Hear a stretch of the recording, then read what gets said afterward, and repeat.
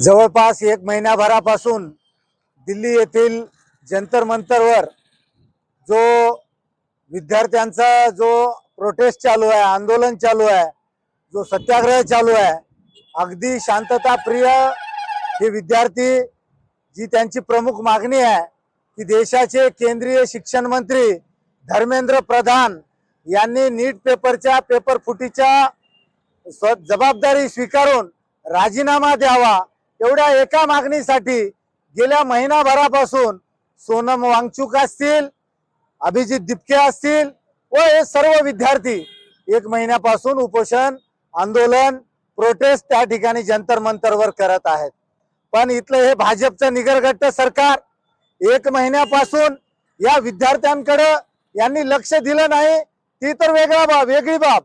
पण कालच्या 20 तारखेला ही सर्व आंदोलनकारी, ही सर्व विद्यार्थी, हे सर्व पालक या सर्व संसदेवर जो अगदी शांततेत मोर्चा निघाला होता, त्या शांतता मोर्चामध्ये या भाजपकर्मी हे सर्व संघटनी या सर्वांनी मिळून जो हे आंदोलन गेल्या महिन्याभरापासून चालू असलेलं चिरडण्यासाठी आमच्या विरोधात बोलता का या भावनेपोटी, म्हणजे हम करे सो कायदा, आम्ही काही केलं तर मान्य करायचं, आमच्या विरोधात कोणी बोलायचं नाही।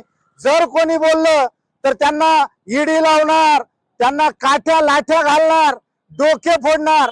एक आमची भगिनी, एक विद्यार्थिनी या आंदोलनामध्ये शहीद झाली।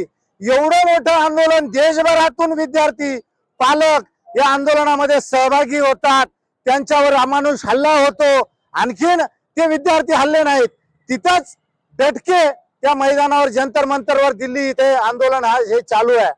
पण या आंदोलनाची दखल घेऊन वंचित बहुजन आघाडीचे राष्ट्रीय नेते आदरणीय बाळासाहेब आंबेडकर यांनी महाराष्ट्र बंदची हक्क दिली आणि या हक्केमध्ये त्यांनी सर्व विद्यार्थ्यांना, सर्व पक्ष संघटनांना, सर्व संविधान प्रेमींना या आंदोलनामध्ये सहभागी होण्याचं आवाहन केलं।